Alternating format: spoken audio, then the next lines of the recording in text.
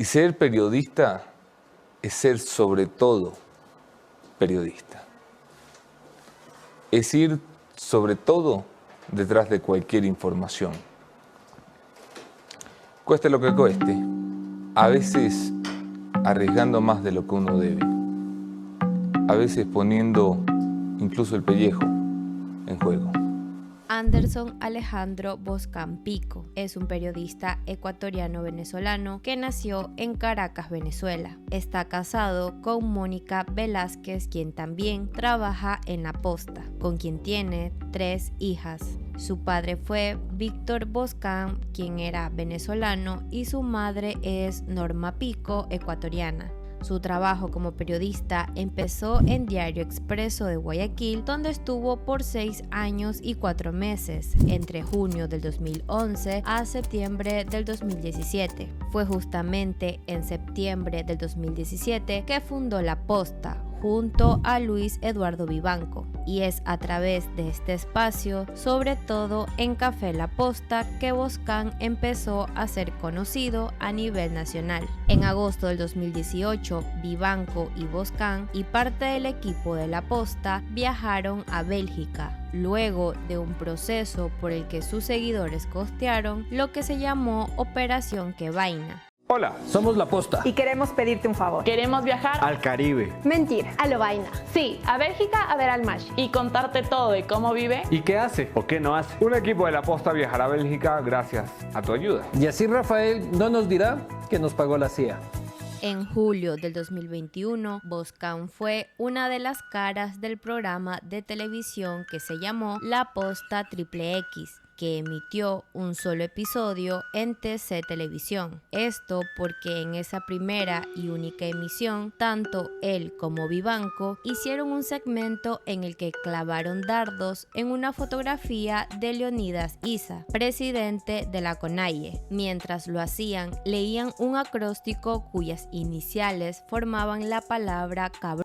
Después de esto y del rechazo de varios ciudadanos y sectores sociales, el programa fue cancelado. Al menos entre el 2022 y 2024, lo que Anderson Boscan y quienes trabajan con él han publicado ha tenido un peso muy fuerte en la opinión pública nacional. Se sabe que Anderson Boscan es uno de los comunicadores más conocidos del país, aunque eso no sea necesariamente positivo. Así como hay quienes se refieren a él como el ejemplo del ejercicio profesional, también tiene detractores que ponen en duda la ética de su trabajo. Para estos últimos, el pedido de Diana Salazar, fiscal general del Estado, de iniciar una investigación previa en su contra por un presunto delito de acción pública parece sentirse como algo merecido. La investigación está basada en 34 páginas del caso Metástasis que muestran las conversaciones vía chat entre Boscan y Leandro Norero, líder narcodelictivo asesinado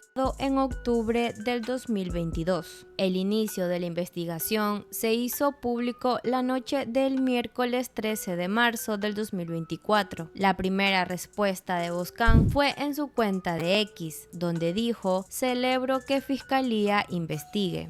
Fue el 18 de diciembre del 2023 cuando la Fiscalía publicó varios chats que evidenciaron que Leandro Norero, narcotraficante asesinado, mantenía comunicación con jueces, abogados, fiscales y otros altos funcionarios. A través de esos chats se reveló que Anderson Boscan había mantenido conversaciones con Norero. El intercambio entre ambos se habría dado mientras Norero permanecía en la cárcel de La Tacunga, donde fue asesinado en un enfrentamiento armado. Boscan recibió críticas por la forma en que aparentaba llevarse con Norero a través de esos intercambios, un contacto que parecía ser cercano y que utilizaba expresiones como ñaño. En uno de esos chats del 30 de julio del 2022, Boscan le cuenta a Norero quién era uno de los principales proveedores económicos y financieros de las 3 bandas enemigas de los choneros, los lobos, los tiguerones y Chone Killers. Boscan en esa misma conversación le dice que no le interesa nada sobre contrabando ni drogas,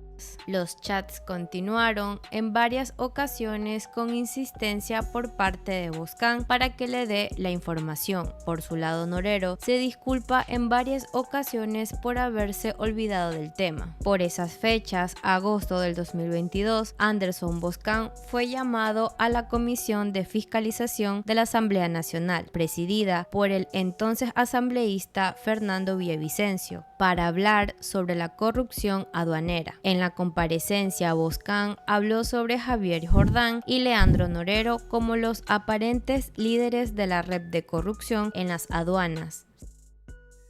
Usted, por su condición de periodista, no está obligado a decirlo, pero usted acaba de decir que frente a ese cuadro que es de inteligencia aduanera, que está incompleto, usted consultó con Javier Jordán, Leandro Norero y Carlos Vallejo.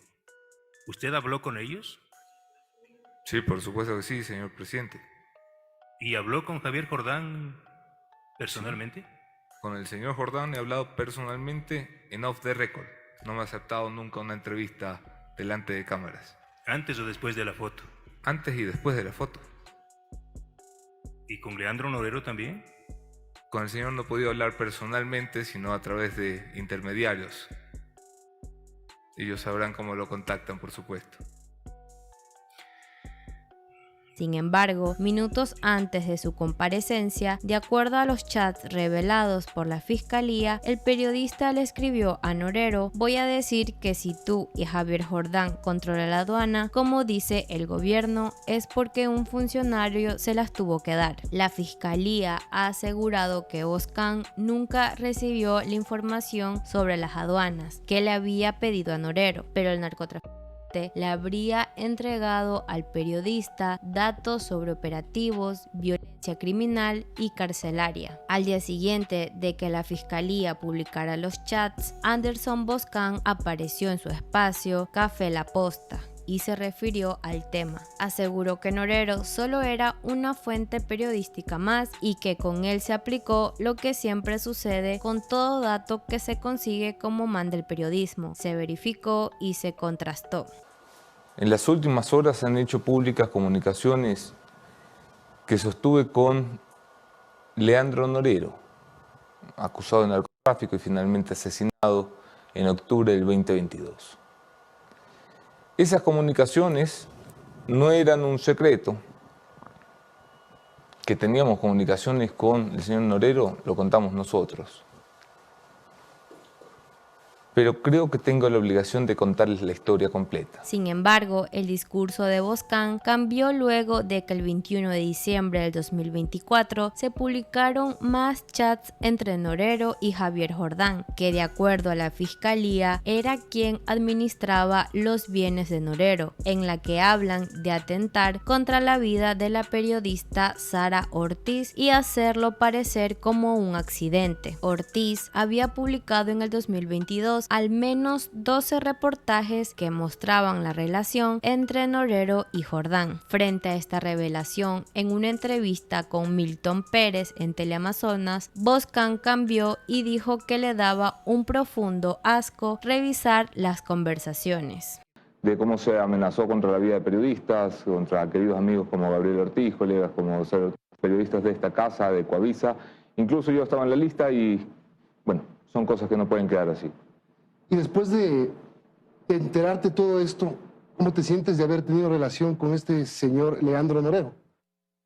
Mira, yo me dedico a lo mismo que tú. Yo hago entrevistas por la mañana y odio cuando alguien es pillado en un error, aunque no sea un delito. Sobre todo si no es un delito, si es un error y es una figura pública, detesto cuando le dan vueltas. Me da un profundo asco revisar las conversaciones, Milton.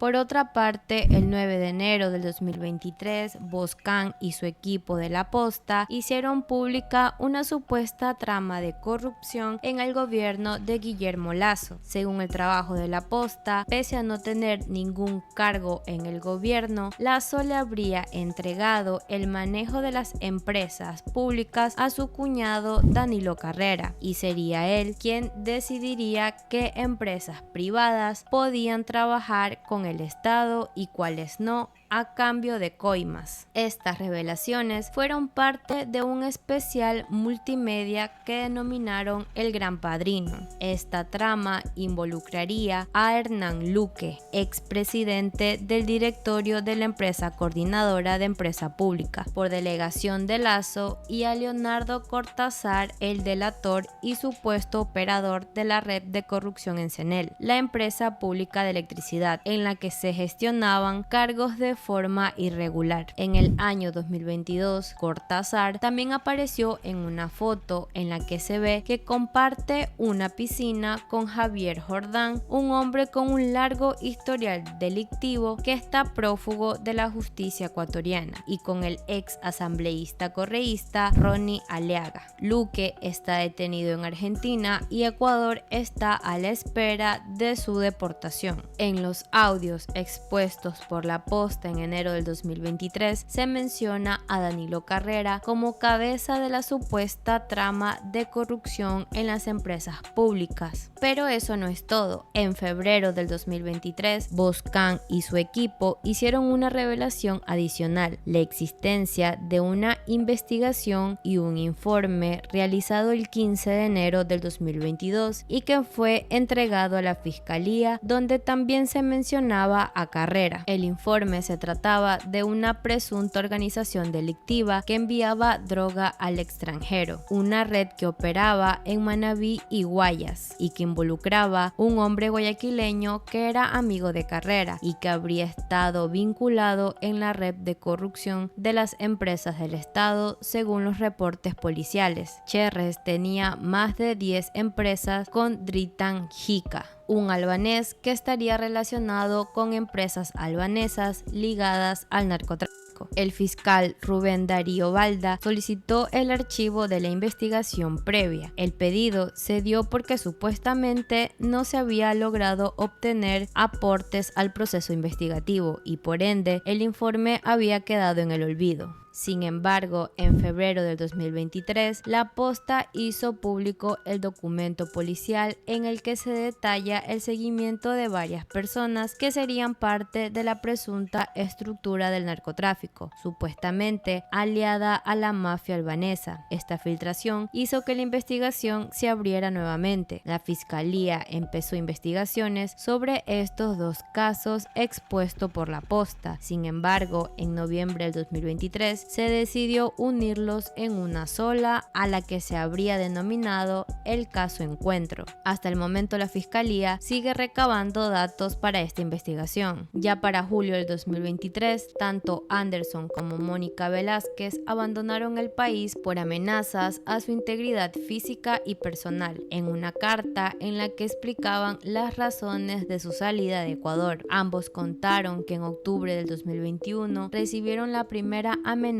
del crimen organizado, que incluía fotografías de sus hijas. Sin embargo, estas presiones aumentaron una vez que empezaron a publicar la información del caso El Gran Padrino. De acuerdo al comunicado, Inteligencia Extranjera les advirtió que la mafia albanesa había montado un operativo para atentar contra sus vidas. Esto fue corroborado por fuentes policiales. El 25 de octubre del 2023, la pareja anunció su retorno a Ecuador a través de un posteo en la cuenta X de Anderson Boscan. Tras su regreso, Anderson y Mónica volvieron a trabajar con normalidad en La Posta hasta este 10 de septiembre del 2024 con un video de 6 minutos en el cual dijeron que nuevamente habrían salido del país de manera indefinida con rumbo a Canadá para pedir asilo político. En el video, con intervenciones intercaladas entre Boscan y Velázquez, él agradece la Amnistía Internacional y ella asegura lo siguiente: hay algunas cosas que ustedes ya saben, que nuestra vida ha cambiado por el simple hecho de hacer periodismo.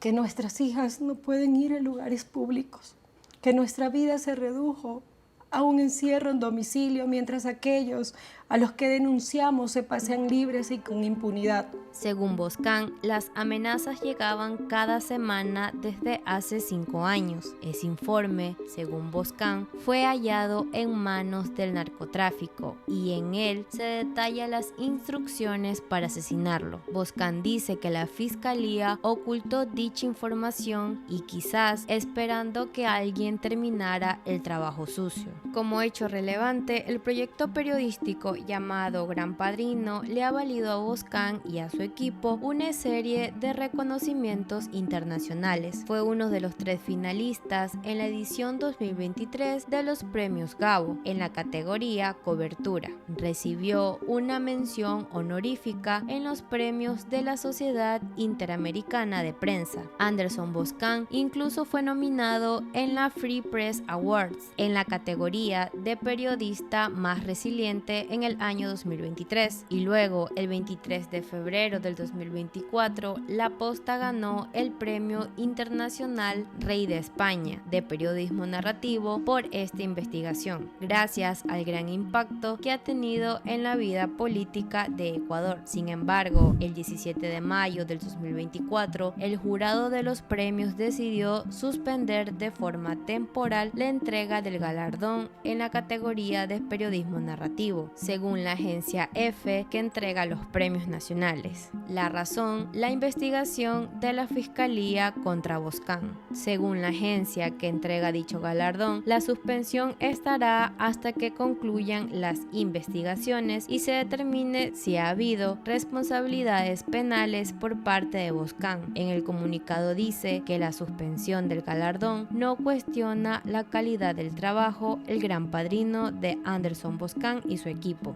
Ese mismo día, el portal La Posta publicó en sus redes un comunicado en el que dicen que La Posta rechaza tajantemente la decisión del Comité de los Premios Rey de España de suspender la entrega del premio a este equipo periodístico basados en información parcial e incorrecta. El comunicado dice que esa información forma parte de una millonaria campaña de ataques para castigar el periodismo y premiar la impunidad. Además, explica que las indagaciones en su contra están basadas en absurdos elementos como información de cuentas anónimas, comentarios y presiones de la propia prensa afín al gobierno inconcluso de Guillermo Lasso. Lo grave para Boscan inicia la mañana del 25 de marzo del 2024. La Fiscalía General del Estado subió una carpeta abierta al público que contiene una serie de transcripciones de llamadas telefónicas y conversaciones grabadas a través de cámaras de seguridad que forman parte del caso Encuentro. Entre las transcripciones se encuentra una mantenida entre Anderson Boscan y Najim Massou, un empresario guayaquileño que tiene 59 años, que según la Fiscalía también está involucrado en la investigación del caso Metástasis. Massou aparece en las conversaciones entre Leandro Norero y Javier Jordán, con su apodo El Turco. En noviembre del 2023, Najim Massou fue vinculado al caso Encuentro, acusándolo de obtener beneficios económicos indebidos para él y su amigo Clemente Icaza, que era gerente de la empresa eléctrica Cenel, a través del manejo de unidades de negocio en el sector eléctrico. Tiempo después, la Fiscalía realizó un allanamiento en su casa. En el procedimiento se requisaron los pasaportes de Massou y su esposa. Sin embargo, un mes después, a través de medidas cautelares, los pasaportes fueron retornados. De esta manera, Najim Massou pudo salir del Ecuador con destino a Estados Unidos.